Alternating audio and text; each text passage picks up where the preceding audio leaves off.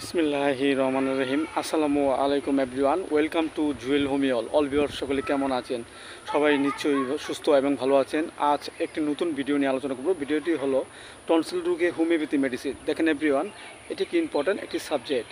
আমাদের মানবদেহে বড় জীবের গোড়ার দিকে আলজিবের দুই পাশে দুটি গ্রন্থি থাকে।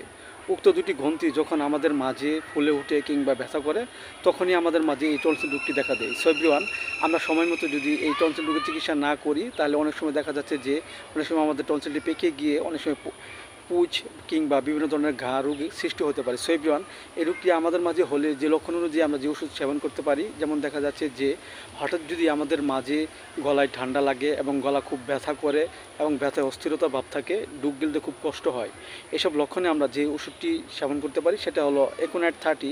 আমরা 2 ফোঁটা করে সকাল বিকেল 2 বার সেবন করতে পারি।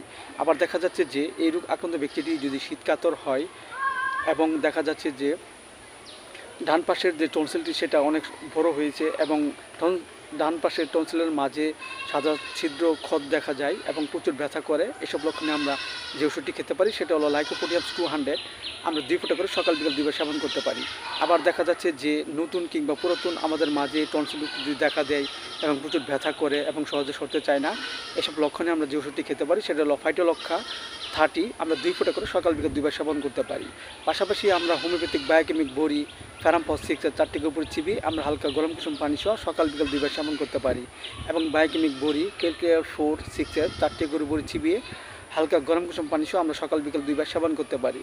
এতে করে আমাদের মাঝে যে টনসিল রোগটি দেখা দিয়েছে তা আস্তে আস্তে দূর হয়ে যাবে এবং আমাদের মাঝে সুস্থ বোঝা ফিরে আসবে। সো এভরিওয়ান, ভিডিওটি ভালো লাগলে অবশ্যই আপনারা সাবস্ক্রাইব করবেন। সবাই ভালো থাকেন, সুন্দর থাকেন। Thank you so much.